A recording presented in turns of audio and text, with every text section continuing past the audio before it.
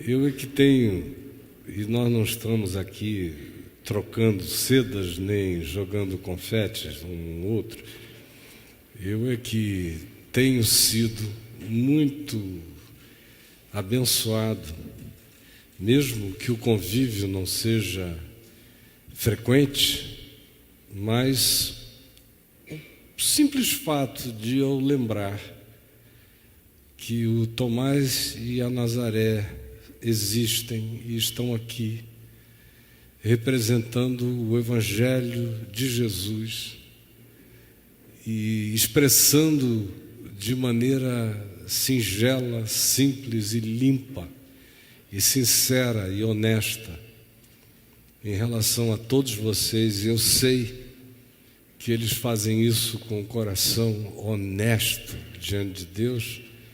Me conforta, me estimula, me esperança e me traz um estímulo enorme para continuar vivendo, pregando e divulgando o Evangelho de Jesus aonde quer que eu possa.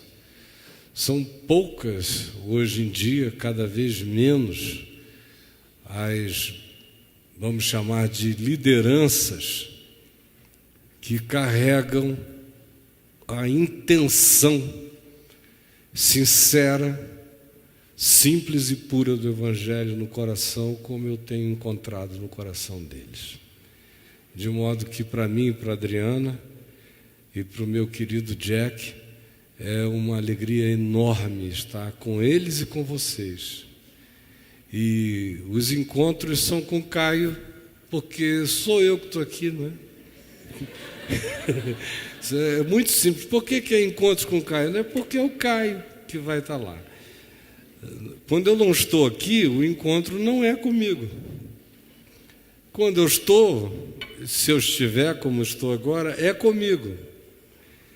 E o que há de mais no fato de ser comigo o encontro?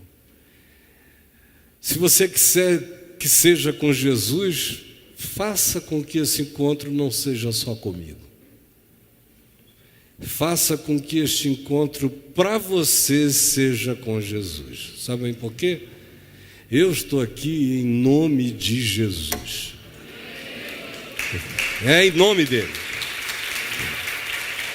Eu vivo em nome dele, eu levanto em nome dele, tudo que eu faço é em nome dele, tudo que eu creio é por causa dele, eu sou quem eu sou nele, e eu viverei eternamente nele. Não há poder nem no céu, nem na terra, nem no inferno que me separem dele. Então eu sei quem ele é para mim.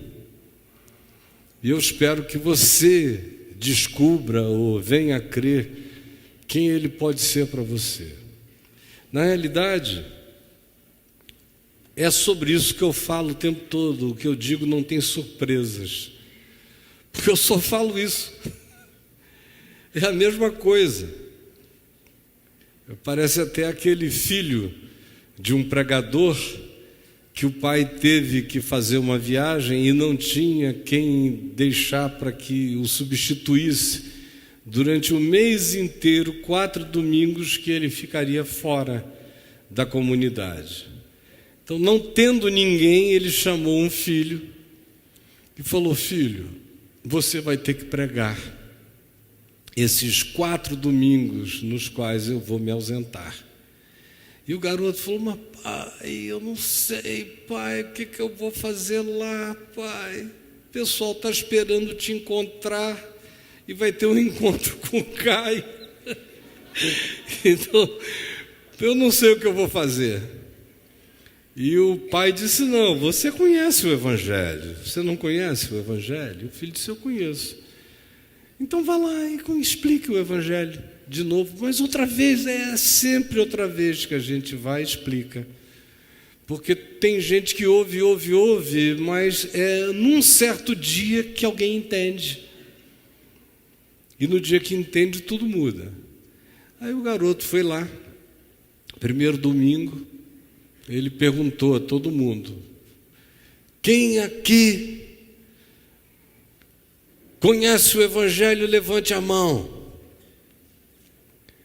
Aí um grupo, a maioria das pessoas levantou as mãos, ou todos levantaram a mão, e ele disse: então é ótimo, eu não vou pregar porque eu ia pregar o Evangelho, como todo mundo aqui já conhece o Evangelho, Deus os abençoe, vamos para casa, amém.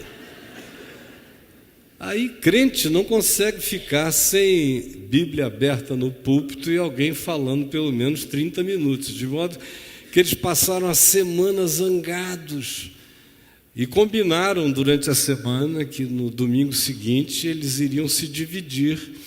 E quando o menino, se essa fosse a estratégia outra vez, perguntasse quem conhecia o Evangelho, uma banda, uma ala iria dizer sim, e a outra iria dizer não, e ele iria ser forçado a pregar. E ele chegou e perguntou: quem aqui conhece o Evangelho?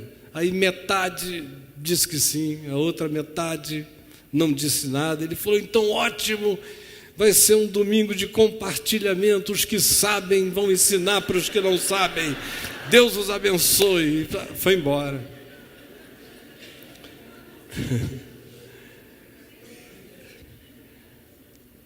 Pois bem, eu não preciso dizer o que aconteceu nos outros 2 domingos. O fato é que o garoto levou assim o mês inteiro. E eu não faço outra coisa desde 18 anos de idade senão fazer isso. Dizer para quem não sabe o que é e pedir que quem sabe compartilhe com quem não sabe. É tudo simples assim. Agora, por que eu faço desse modo? É porque eu sei na minha vida o que o Evangelho produziu em mim. E o Evangelho em mim não é religião. Olhem para mim, vocês estão me vendo aqui? Se vocês pudessem enxergar na minha cabeça, vocês não veriam uma gota de religião em mim. Nem de medo religioso, nem de obrigação religiosa, nem de motivação religiosa, nada. Jesus, para mim, não tem absolutamente nada a ver com aquilo que tem a ver para a maioria das pessoas. Jesus é minha vida. Eu me converti e eu falei: eu quero ser um Jesus no mundo.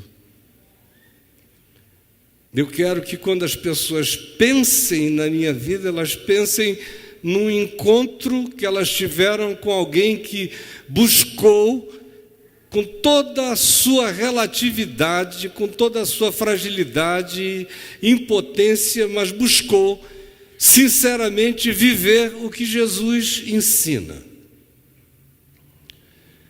Só que tem um detalhe: isso só é possível se você de fato crer que você não está ouvindo alguém que está te ensinando algumas mecânicas sobre Deus, ou algumas realidades que, sendo declaradas e confessadas, funcionam por si mesmos.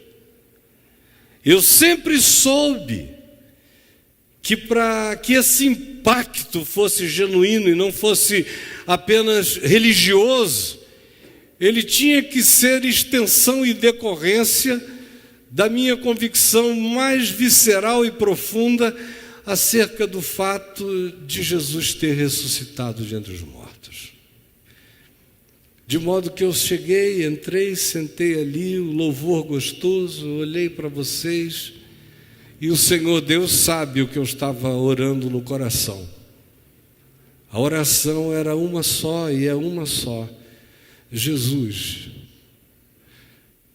ajuda cada pessoa aqui a de fato crer que tu ressuscitaste de entre os mortos e que tu estás vivo hoje, agora e aqui. Porque nada nesse mundo me manteria fazendo o que eu faço por 46 anos, se não fosse a convicção de que a morte foi vencida de dentro para fora, rasgado o véu e a mortalha da morte pelas mãos eternas desse Filho do homem, que é Deus entre nós e que é o único homem que já viveu na terra. Nós somos todos humanoides que, se nos desenvolvermos olhando para Ele, poderemos nos tornar mais humanos, mas não somos ainda.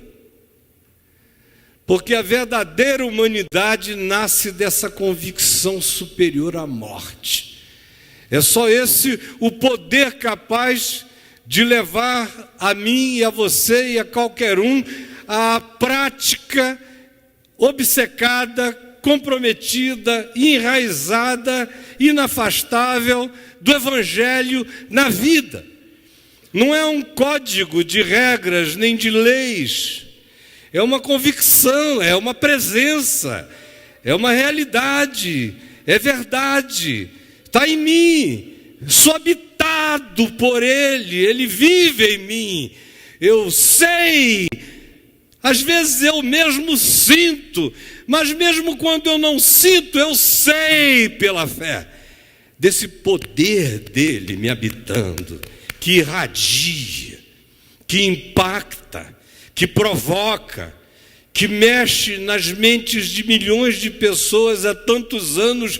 Eu tenho visto isso tantas vezes que para mim é impossível deixar de ver e de crer nessa mão poderosa que rasgou a mortalha da morte e rasga a mortalha da culpa, da depressão, do medo, do pânico, da falta de razão para viver, e introduz na vida das pessoas aquele poder enorme que faz, no meio da maior loucura e do maior caos e das piores situações da existência, faz você andar sabendo que tudo é nada e que você já venceu e que não há poder nem em dimensão alguma capaz de conter essa vitória que em você está posta, plantada e estabelecida. Essa convicção maior do que a vida. Esse é o poder. Essa é a força que dança em volta de tumbas, porque a morte já não significa nada. Que não conhece palavras definitivas contra a vida, porque a morte foi vencida pela força da ressurreição, e eu sou habitado por esse poder. Por isso não tem nada que me intimide na terra ou em qualquer outra dimensão. Essa é a força avassaladora do Evangelho habitando um coração de uma pessoinha, apanhada numa quarta-feira à noite, no dia 18 de julho de 1973, com uma vontade enorme de morrer, com um desejo ardente de morrer, e que parou à porta de um lugar sem planejamento e foi convidado por alguém a entrar e dar uma chance para ouvir algo que poderia mudar a sua vida.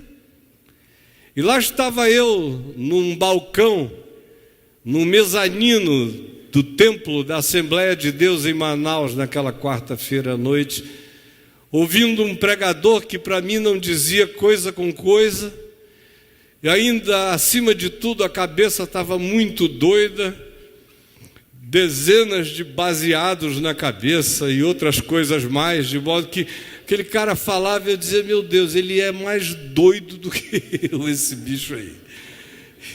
Não consegue dizer coisa com coisa, e eu ali crítico. Ao meu lado, o pior ambiente possível.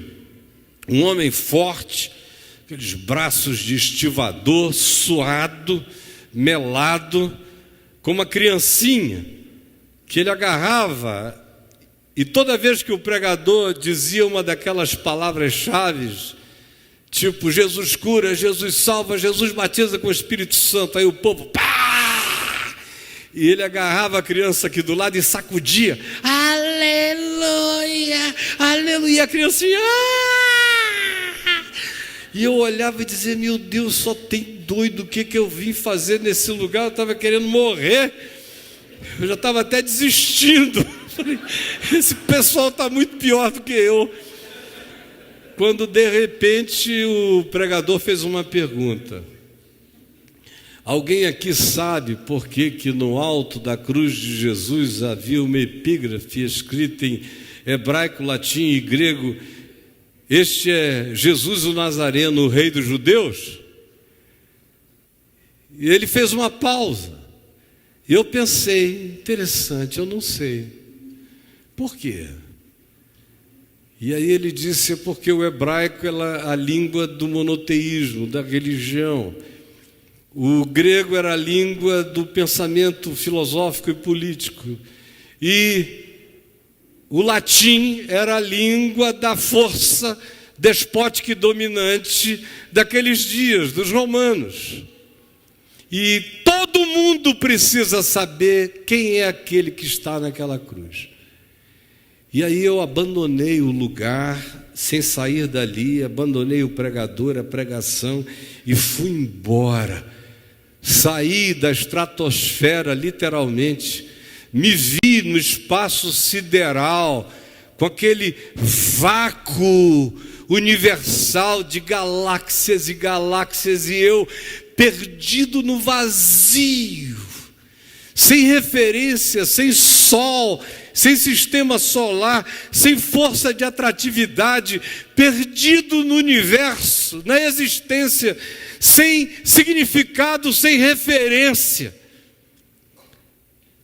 E clamei no meu coração dizendo, Jesus, eu estou perdido, eu preciso que tu sejas o sol da minha vida, eu preciso ganhar referência para viver, do contrário, eu já estou morto na minha consciência de não ser, de que nada faz sentido, me salva. E saí dali, peguei minha moto, fui embora andar pelas estradas até umas 2 da manhã, quando eu cheguei em casa, e me ajoelhei de novo, e talvez tenha feito a minha primeira oração pessoal, com convicção e lucidez, dizendo, Senhor Jesus, a minha mãe me diz sempre que tu vieste ao mundo buscar e salvar o perdido. Então, se o teu negócio é com gente perdida, eu me considero o sujeito ideal para ser achado. Porque mais perdido do que eu não conheço ninguém nesse vazio. E com essa consciência de vazio e de absurdo que tomou conta de mim, me salva. E deitei-me para dormir, mas 6h45 mais ou menos, eu acordei a casa inteira com gritos horríveis. A única memória que eu tenho é de que eu acordei sem conseguir me controlar, amarrado pela força de uma sucuri, uma serpente amazônica, me espremendo com as suas constrições, me quebrando. E eu não conseguia falar nada e nem tinha domínio sobre mim, jogado de um lado para o outro. Até que de repente meu pai, ouvindo aqueles gritos e uivos impotentes que procediam de mim, entrou no quarto e me viu no chão, em estado, como a gente diz aqui no norte e no nordeste, em estado estribuchante. E aí ele gritou com voz de autoridade, eu não gerei filhos para serem habitação de demônios. Eu gerei filhos para serem santuário do Espírito Santo. Fica livre, meu filho. E aquela coisa saiu de mim, eu voltei a ter domínio sobre mim mesmo e começou, naquele dia, naquela hora, a viagem que me trouxe hoje até aqui, 46 anos depois. que atingiu a mim e a milhões de outras pessoas. Neste país, em dezenas de outros, aquele encontro, aquela noite, aquela experiência, aquela palavra, aquela explosão, aquele poder, aquela convicção, aquela certeza, tomou conta de mim de modo tão incontrolável que não havia mais nenhuma outra motivação que pudesse competir com a força imensurável daquele poder que me possuiu. Eu era jovem, agora eu já sou praticamente um velho. E estou aqui, absolutamente disposto a que, se eu vivesse mais 200 anos, eles seriam todos entregues cada dia à pregação, ao ensino, à exortação, ao estímulo, à vivência, à encarnação, à experiência de ser de Jesus e de ser habitado por Ele e de buscar ser como Ele na minha geração e entre os homens. E cada dia que passa, esse poder não envelhece em mim, ele cresce.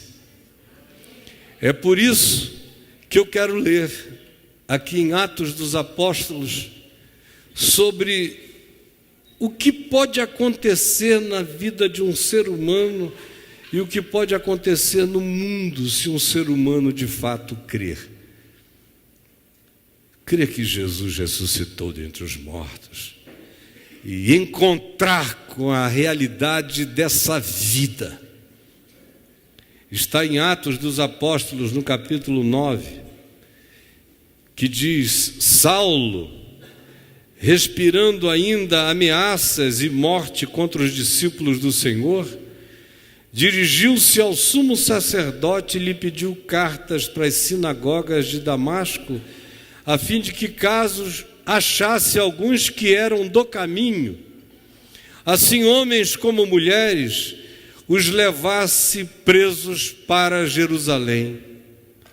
Seguindo ele, Saulo, estrada fora, ao aproximar-se de Damasco, na Síria, subitamente uma luz do céu brilhou ao seu redor. E caindo por terra, ouviu uma voz que dizia: Saulo, Saulo, por que me persegues? Ele perguntou: quem és tu, Senhor? E a resposta foi: eu sou Jesus, a quem tu persegues. Mas levanta-te e entra em Damasco, onde te dirão o que te convém fazer. Os seus companheiros de viagem pararam emudecidos ouvindo aquela voz. Não vendo, contudo, ninguém, ouviam a voz. Então se levantou Saulo da terra e, abrindo os olhos, nada podia ver. Ficou cego e, guiado pela mão, levaram-no para Damasco, onde esteve 3 dias sem ver, durante os quais nada comeu e nada bebeu. Ora, havia em Damasco um discípulo chamado Ananias. Disse-lhe Jesus numa visão: Ananias. Ao que ele respondeu: eis-me aqui, Senhor. Então o Senhor Jesus lhe ordenou: dispõe-te, levanta-te e vai à rua que se chama Direita, e na casa de Judas procura por Saulo, apelidado de Tarso, pois ele está orando.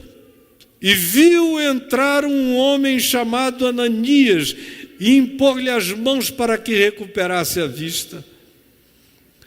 Ananias, porém, respondeu a Jesus: Senhor, de muitos eu tenho ouvido a respeito desse homem, quantos males tem feito aos teus santos em Jerusalém, e que para aqui ele trouxe autorização dos principais sacerdotes de Jerusalém para prender a todos os que aqui nessa cidade invocam o teu nome.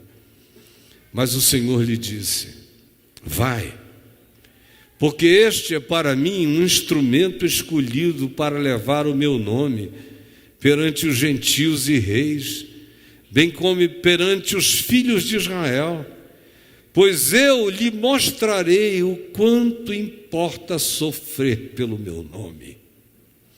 Então Ananias foi, e entrando na casa, impôs ele as mãos, dizendo: Saulo, irmão, o Senhor me enviou, a saber, o próprio Jesus que te apareceu no caminho por onde vinhas, para que tu recuperes a vista e fiques cheio do Espírito Santo.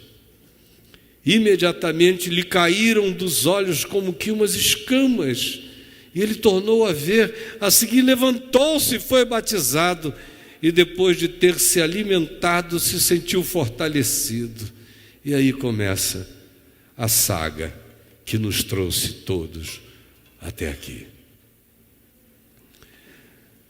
O texto inicia nos dizendo o estado no qual Paulo estava. Você lê em Atos 9, verso 1, começa dizendo que ele respirava ameaças contra os outros. E a expressão no texto grego denota e torna a atitude dele semelhante à das feras numa arena, quando elas eram soltas, depois de dias sem comer, eram libertadas famintas, resfolegantes, respirando ameaças. É a expressão usada então à época, quando a fera já estava naquele ponto de devorar tudo. E é assim que Paulo é descrito, como uma fera agônica, com fome, querendo comer, matar, destruir. A mente dele estava naquela agonia de uma besta esfaimada. É nesse espírito que ele chega a Damasco.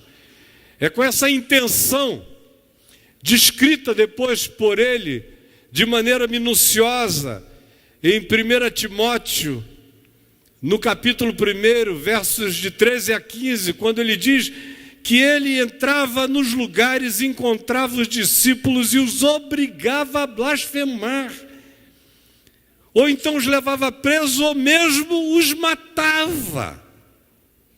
É grave o que ele fazia, e é esse indivíduo que é a antítese de tudo o que o Evangelho ensinava, que Jesus escolhe para dizer: este é para mim um instrumento escolhido para levar o meu nome. Para levar o meu nome.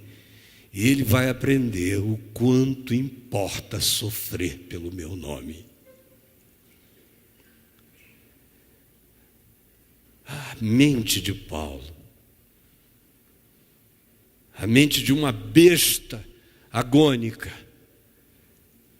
chega naquele ponto máximo e Jesus diz: está maduro para mim, é meu e eu vou usá-lo. Nos mostrando que não existem antagonismos, nem antagonistas, nem inimigos, nem poderes que possam se levantar contra essa palavra soberana que diz: este é para mim. E eu lhe mostrarei o que significa me amar e aguentar tudo e qualquer coisa por causa do meu nome. É extraordinário que anos depois, Paulo, descrevendo aquele dia, aquela hora, aquele encontro, ele diz que para ele foi como a criação do mundo. Em 2 aos Coríntios, no capítulo 4, no verso 6, ele diz que de trevas resplandeceu luz. Para ele foi como Gênesis. No princípio, só havia caos, catástrofe. mas o Espírito de Deus pairava sobre as águas, sobre o caos. Então disse Deus: haja luz. E Paulo diz: eu ia andando no caminho de Damasco, no caos de uma existência movida a ódio, quando de repente a mesma voz, a mesma palavra que criou o universo, ex nihilo, que o tirou do nada, do coisa alguma, da não existência, da não matéria, do não espaço-tempo, da não dimensão, e o chamou tudo a ser e a existir pela palavra do seu poder. De trevas haja luz, e houve luz. E na minha vida, nas trevas da minha agonia, resplandeceu luz, e eu vi a glória de Deus na face de Cristo. Ele também descrevendo aquele dia, aquela hora, em 1 Timóteo, no capítulo 1, verso 14 ou 15, talvez o 16, veja aí, ele diz que a experiência dele com Deus, ele que diz: eu era blasfemo, obrigava a blasfemar, odiava esse caminho, não queria absolutamente nada com quem tivesse qualquer coisa a ver com Jesus, e oferecia toda a resistência possível ao que quer que significasse evangelho ou o caminho de Jesus no mundo. Quando de repente a palavra que ele usa é a mesma que designa o arrombamento de uma represa. Ele diz: transbordou a graça de Deus. Foi um brumadinho do bem. Estava ali a barreira montante acumulada. Ele há anos desenvolvendo aquele ódio, aquela resistência, que ele colocava em prática como antagonismo, se tornando inimigo de Jesus no mundo, o máximo que ele podia. Quando de repente, o que ele pensou, que ele fortalecia com ódio, que ele construía dia a dia, querendo se tornar aquele que eliminaria a ideia de Jesus, o pensamento de Jesus, o ensino de Jesus, a vida de Jesus e a história de Jesus. A obsessão dele era arrancar até a última raiz, não permitir que ninguém soubesse mais daquilo. Ele queria acabar com aquela narrativa na história humana. É como a música antiga que dizia: quanto mais eu fujo, eu me aproximo mais. Como é que dizia aquela música? Alguém lembra dela? Como é que ela dizia? Eu me aproximo mais. Cada vez que eu fujo, eu me aproximo mais. Era o cara lá, com um ódio enorme. Quanto mais ele odiava, mais perto ele chegava. Aquele ódio já era do tamanho da paixão que ele não queria admitir que o Evangelho suscitava nele. E ele era o mais apaixonado de todos os inimigos que Jesus jamais poderia ter. E de repente transbordou, ele diz, a barragem, a barreira, não aguentou mais, o muro que prendia, que reprimia o fluxo daquela força, estourou dentro de mim, transbordou a graça de Deus. Ele descreve aquele dia, aquela hora, também usando outras imagens, como por exemplo em 1 Coríntios, no capítulo 15, versos 6 e 7, descrevendo a ressurreição e os apóstolos que viram a Jesus antes dele, que encontraram com Jesus 8, 10 anos antes daquele dia, na estrada de Damasco. Ele diz: afinal, depois de todos, foi visto também por mim. como por um nascido fora de tempo. E a expressão grega é aquela que designa um parto de uma criança tirada por fórceps, que tinha entrado em sofrimento e não conseguia nascer. O que Paulo diz é: eu estava no ventre da agonia, em sofrimento, e não conseguia nascer, e nasci por trauma. A palavra grega é ektrauma. Afinal, depois de todos, foi visto também por mim como por um nascido fora de tempo. O prazo do nascimento esgotara-se, ele não saía, enrolado no cordão umbilical da agonia, até que a mão de Jesus o arrancou com fórceps. Na estrada de Damasco: vem, Saulo, vem. E ele diz: eu nasci de um trauma. O Evangelho foi o grande trauma, a luz de Jesus, o encontro. Eu já vinha traumatizado pela agonia de que aquilo pudesse ser verdade, e se fosse verdade, iria mudar o mundo. Mudaria pelo menos o meu mundo, a minha consciência, a minha compreensão, e eu não podia admitir aquela mutação. Eu lutei contra ela com todas as minhas forças, mas ele me apanhou no trauma de Damasco, quando a luz da criação me chamou à existência. A graça de Deus rompeu as barreiras das minhas resoluções contrárias, explodiu o amor de Deus em mim. São expressões desse tipo que ele designa e caracteriza a fim de descrever o seu encontro com Deus e o que aconteceu com ele.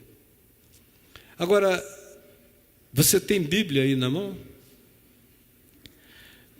Depois de Atos dos Apóstolos, o que vem?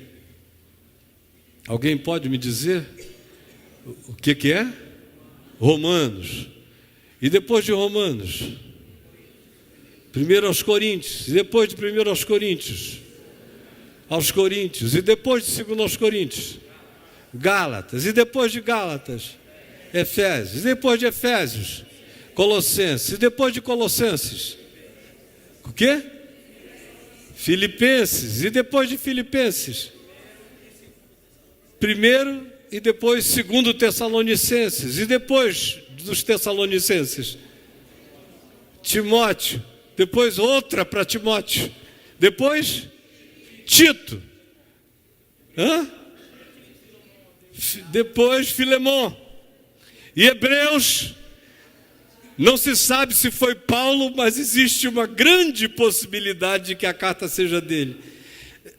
Então, de Romanos até Filemão, e se a gente quiser inclui Hebreus, tudo que você chama de Novo Testamento foi praticamente o que nasceu de Paulo.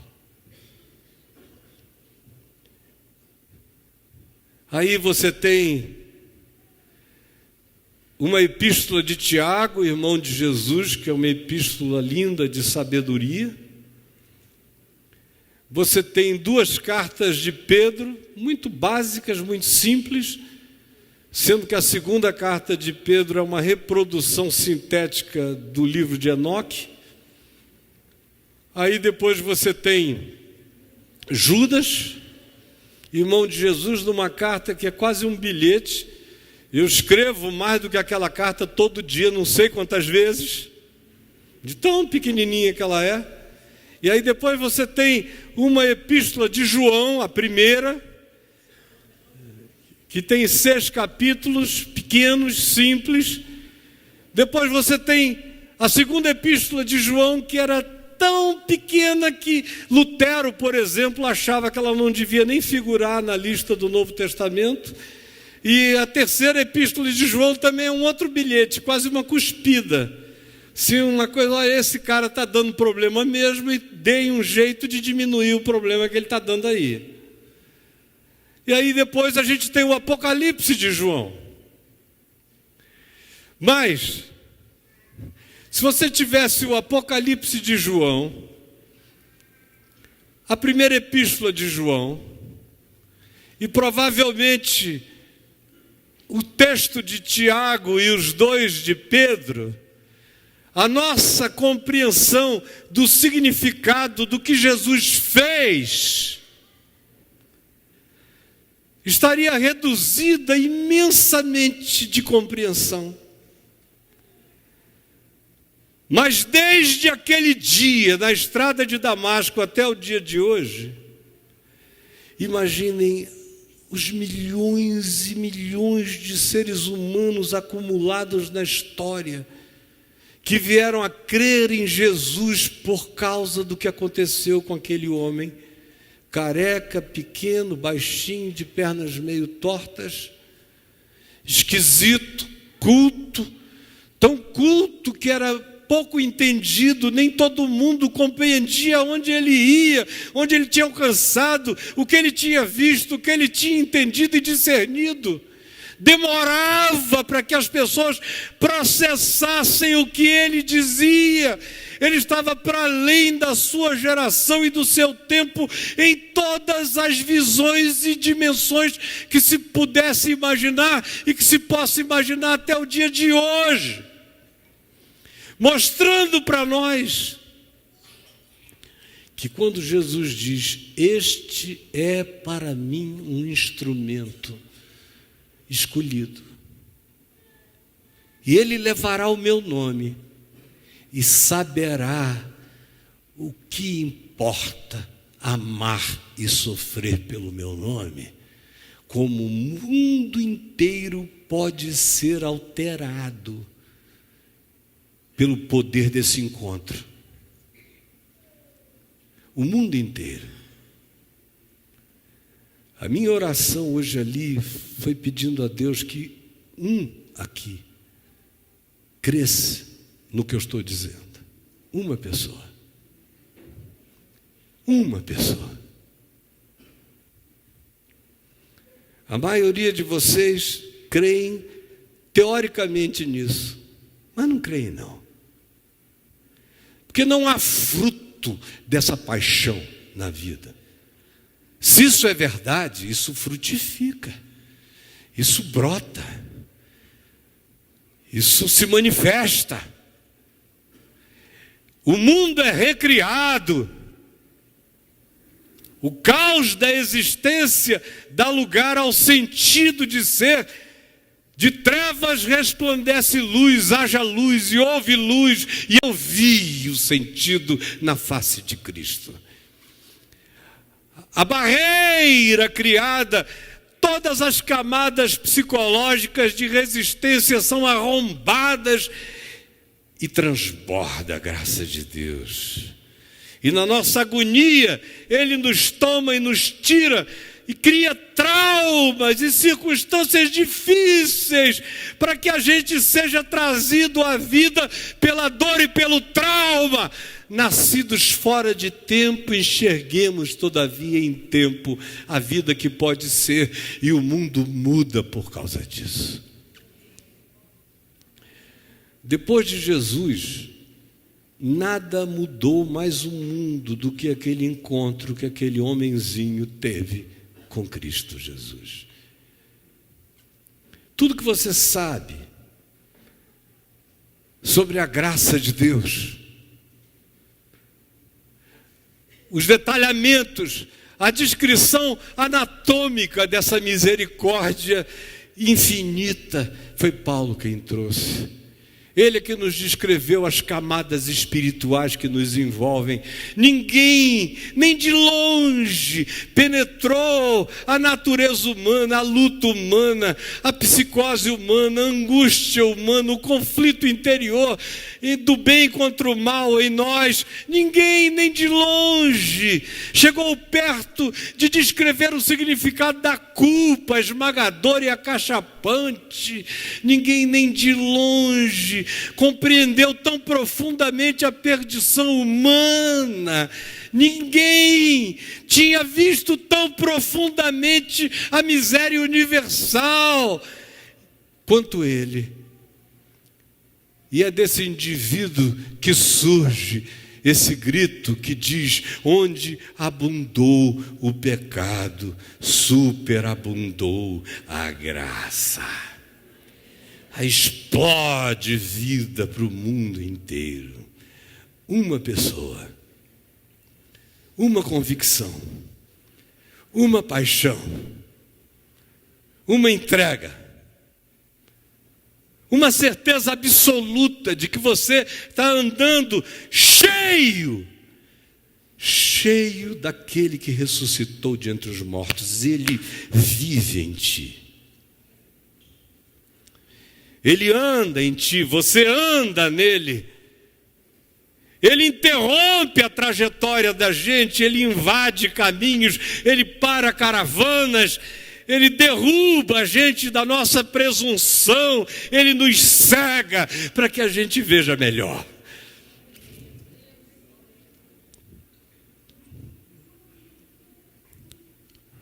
Uma pessoa, um indivíduo, sem internet, sem meios de comunicação, que não teve tanto tempo. Eu já estou pregando o Evangelho há mais tempo do que Paulo. Eu comecei aos 18, ele começou depois de mim, e morreu com a minha idade, hoje. Morreu sob o governo de Nero, mais ou menos com a idade que eu tenho agora. E sem as facilidades que eu e você temos, ele foi a pé, nas costas de jumentos. Ele descreve os caminhos dele, as perseguições, as opressões, os falsos irmãos, os antagonistas, os que iam aprisionando-o de lugar em lugar, de cadeia em cadeia, de pedrada em pedrada, de expulsão em expulsão, sem descanso. Foram 3 décadas, mais ou menos, de muita opressão, sofrendo pelo nome. Importa que ele saiba o significado do meu amor e de como sofrer pelo meu nome se torna algo pequeno, perto da explosão dessa ressurreição no coração. Ah, meus irmãos, basta um. A gente tem uma crença religiosa na ressurreição. Eu levo pessoas a Israel há muitos anos, desde a década de 70. Eu já levei mais de 5, 6 mil pessoas lá. Eu vejo os que creem mais ou menos, os que têm uma fezinha, mas todo mundo chega lá e diz assim: a tumba está vazia. E eu fico olhando aquilo ali, e o pessoal se emociona nos lugares. Foi aqui, foi aqui. Que coisa linda. É maravilhoso mesmo. Mas vira-se a esquina e logo depois eu já estou vendo o cara brigar com o vendedor de bugiganga e souvenir, barganhando para ver por quanto que ele sobe num camelo para tirar uma foto. Isso é porque ele crê na ressurreição. Não tem nada de errado com isso, mas tem uma coisa: se de fato o cara crê naquilo ali, não dá mais para perder tempo com coisa alguma. Você fica possesso do amor de Deus e todo o seu olhar muda. O mundo é recriado. Tudo começa e se faz novo, como ele próprio diz. Pois se alguém está em Cristo e ele está falando dele, é uma nova criatura. As coisas antigas já passaram, eis que tudo se fez novo.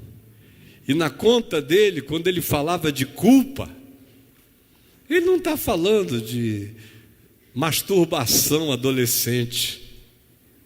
Eu estou com uma culpa danada porque eu me masturbei, pensando na vizinha linda. Jesus, perdão. Ele não estava falando disso. Ele não estava falando de mesquinharias diminutas da existência humana. Lembrem, ele é aquele cara que agarrava o pessoal, botava no chão e dizia: blasfema, seu filho do que você queira. Blasfema, fala agora, fala,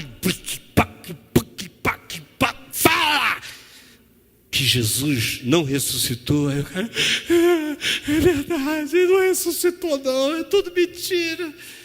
Aí outro, fila de negações, cacetes, prisões, mortes. Agora, o encontro com Jesus foi tão poderoso que tudo isso não deixou resíduo culposo nele. Ao contrário, ele sai com essa maravilha de dizer: onde abundou o pecado, superabundou a graça. Louvado seja Deus. Uma pessoa e o mundo inteiro muda.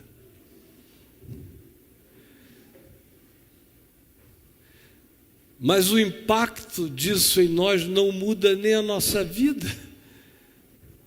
Não muda a nossa família, não muda os nossos acolhimentos, não muda o nosso olhar da existência. É porque não houve nada acontecendo conosco ainda, a não ser o verniz da religiosidade. Foi por isso que eu comecei dizendo que se você pudesse enxergar-me por dentro, ver a minha mente, você veria que não tem um pingo de nada parecido com o que você chama de cristianismo dentro de mim.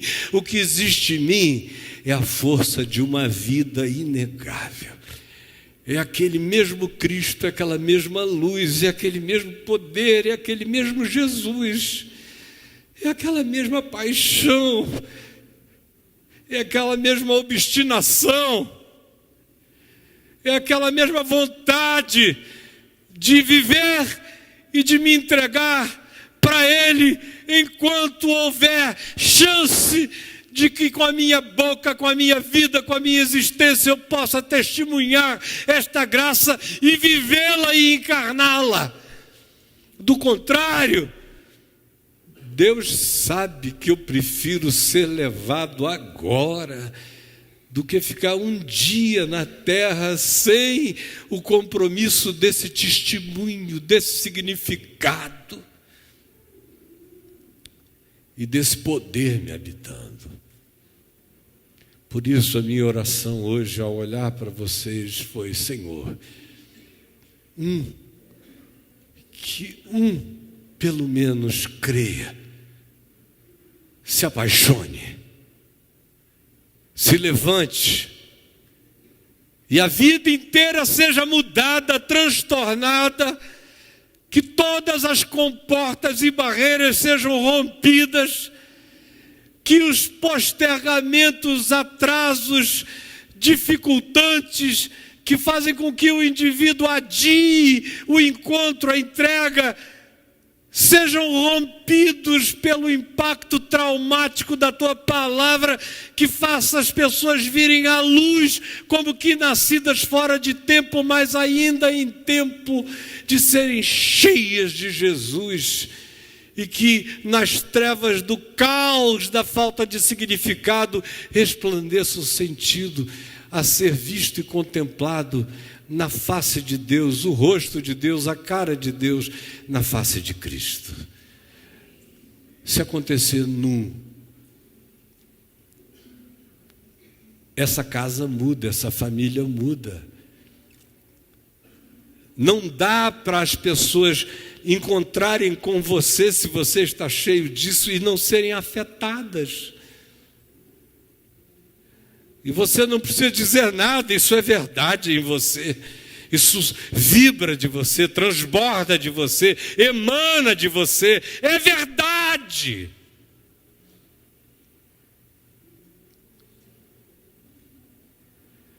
Eu vim aqui em nome dele para dizer apenas o que eu disse.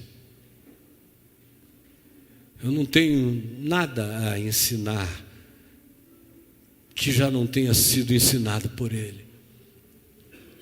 Não tenho nenhuma novidade, a não ser dizer de novo, na esperança de que se torne verdade para você o fato de que o mundo inteiro foi alterado na realidade de que ele rasgou a morte.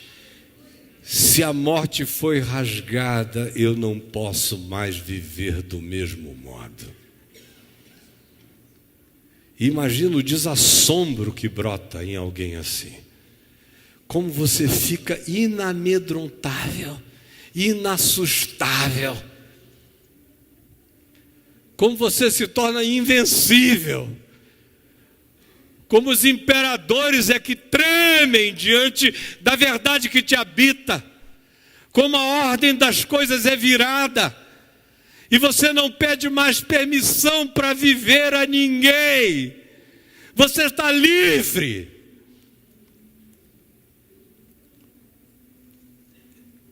E Satanás sabe disso.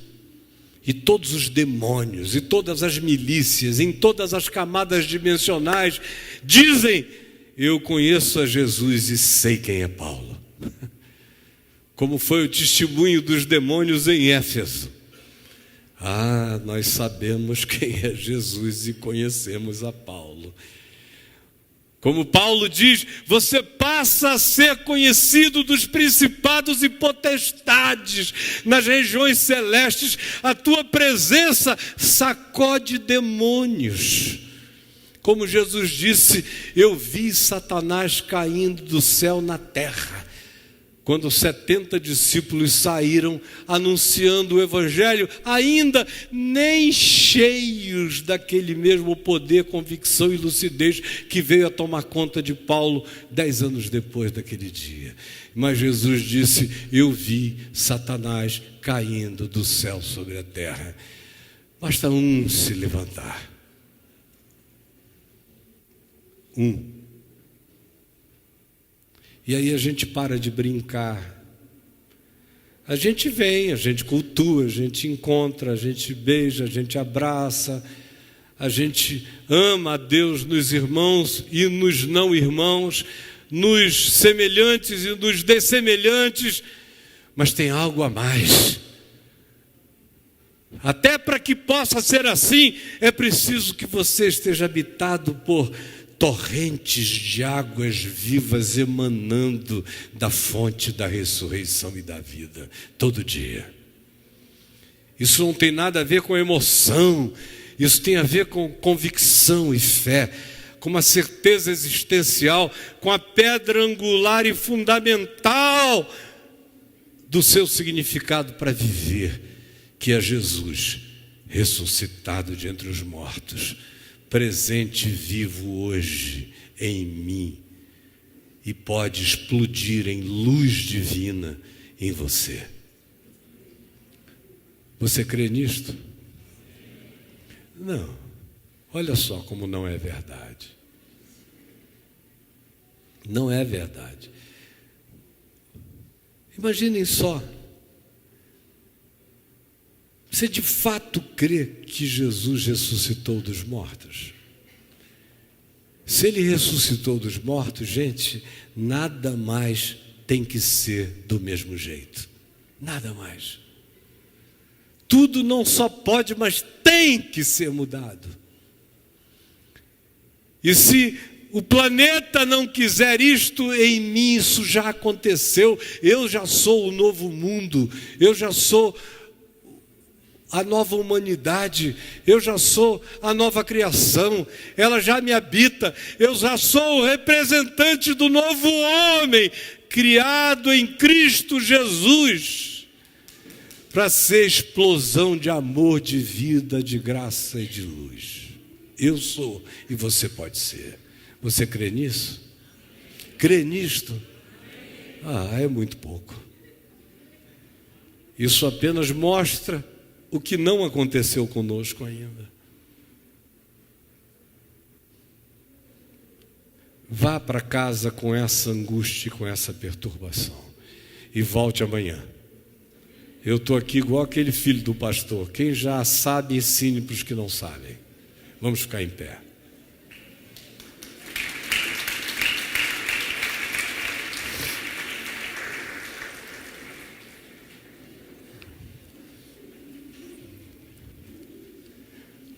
Olha aqui para mim.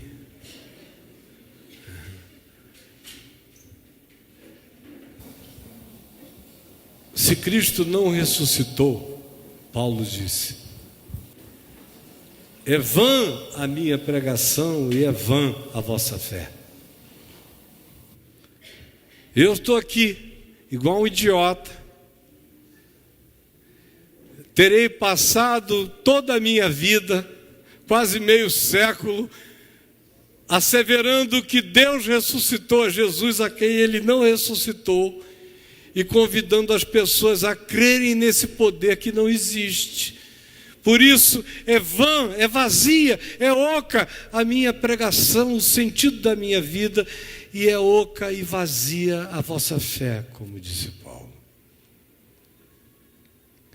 Mas de fato, Jesus ressuscitou de entre os mortos, sendo Ele as primícias dos que dormem.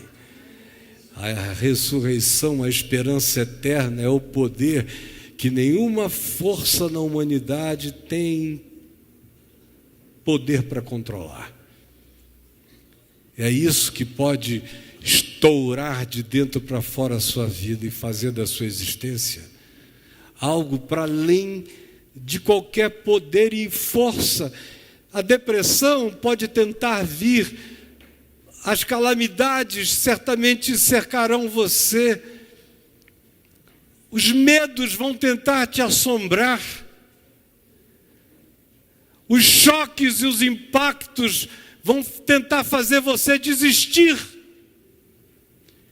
A realidade será tão dramática que por vezes o seu coração poderá tender a vacilar ou a perguntar se foi isto mesmo e se é assim.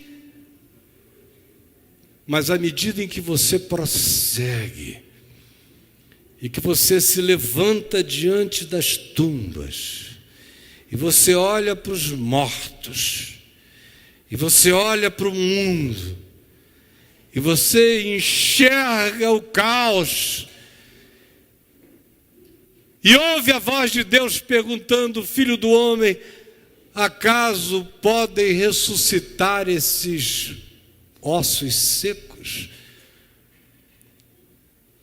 Ezequiel, ao ouvir isso, disse: Senhor Deus, tu o sabes.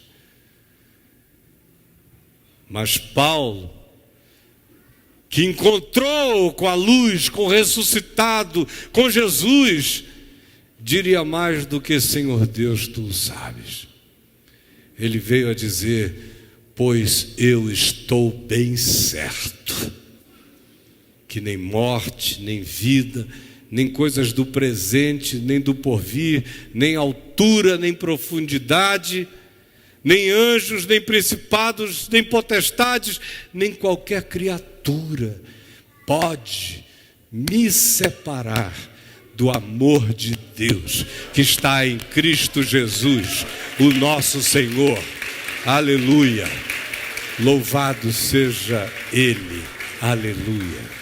Amém. Quem é que vai cantar com a gente? E tem que ser para valer, meu irmão.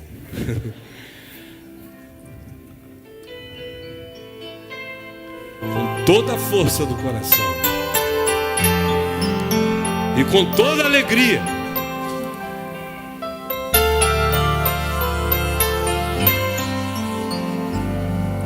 Nada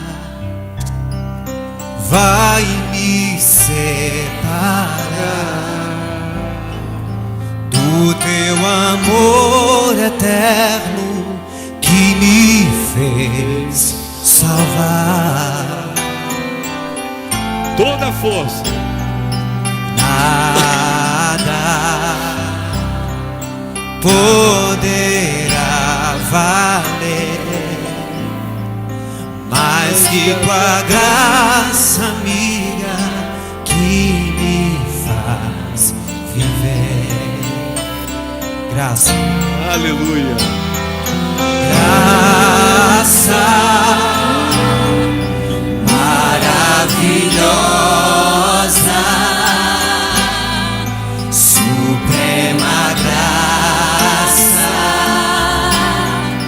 graça divina,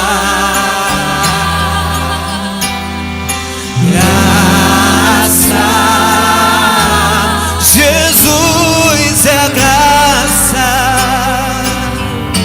a eterna graça que pode salvar.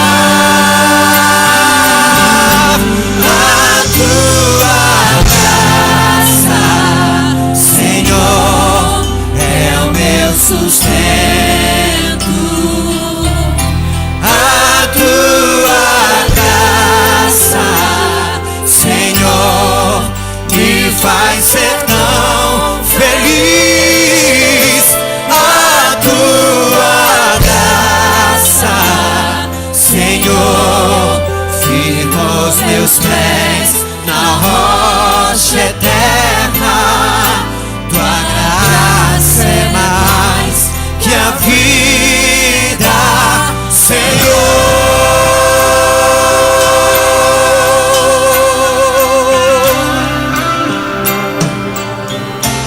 Aleluia. nada vai me separar do teu amor eterno que me fez salvar.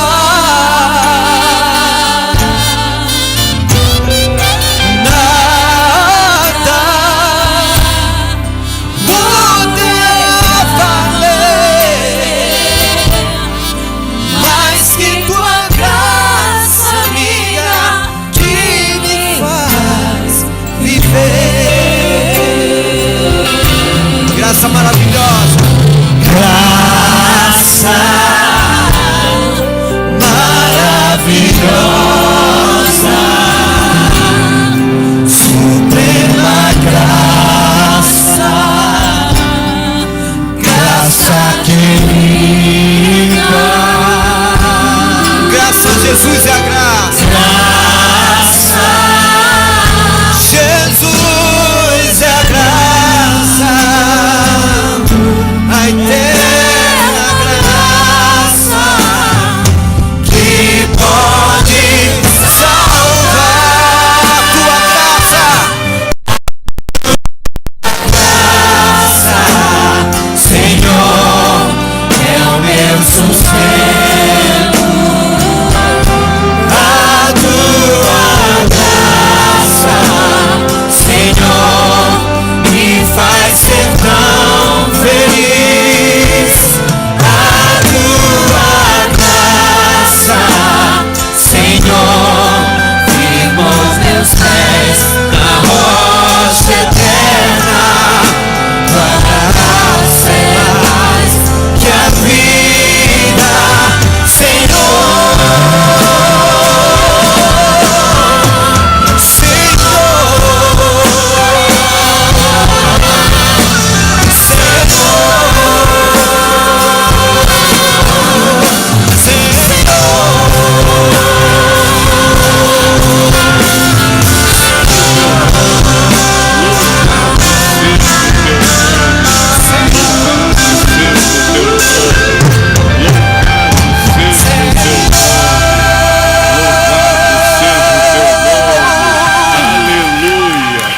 Louvado seja o teu nome.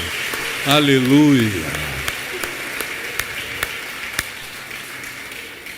Você pode ir a Roma, você encontra ruínas do antigo Império Romano e a cidade de Roma atual é uma outra coisa. Mas a Epístola aos Romanos continua salvando gente todo dia.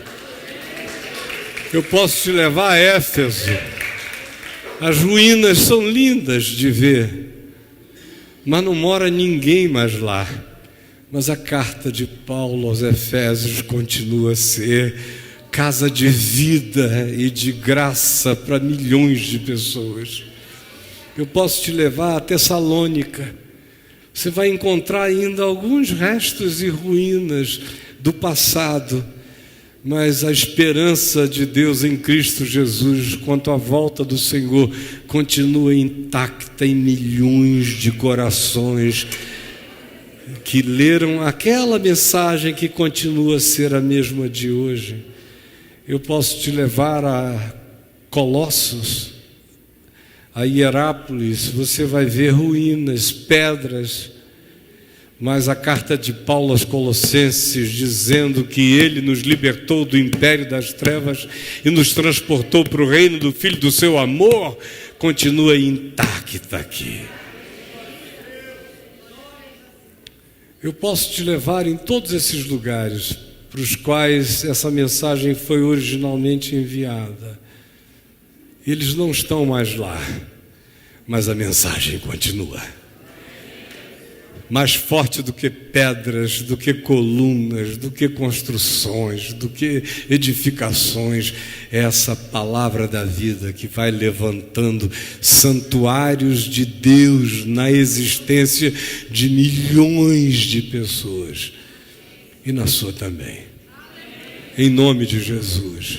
Senhor Jesus, enche-nos do Espírito da Tua ressurreição, desse poder que barrou, que parou a Saulo de Tarso na estrada para Damasco e que virou a vida dele do avesso, que recriou o mundo na mente dele e abriu-lhe o entendimento para os milhões de outros mundos que ninguém via e que o fez crer que o amor era a maior força do universo e que Deus é perdão, Deus é misericórdia, Deus é graça e que tudo provém de Ti e que nada pode nos separar desse amor. Ajuda-nos a sermos selados e batizados por essa luz, por esse impacto, por essa ressurreição de Jesus. É o que eu te peço, que se renove em mim hoje e todo dia, e que aconteça no coração de muitos aqui e de milhões de outros mais nos vendo em toda a face da terra, agora, amanhã, depois, porque essa palavra vai continuar crescendo e se expandindo e ninguém vai poder barrá-la. Obrigado, porque nós estamos do lado vitorioso da vida, porque a vitória não é da morte. Eu sou em Cristo Jesus coroado pela ressurreição. Amém. Em nome de Jesus. Amém. Amém e amém.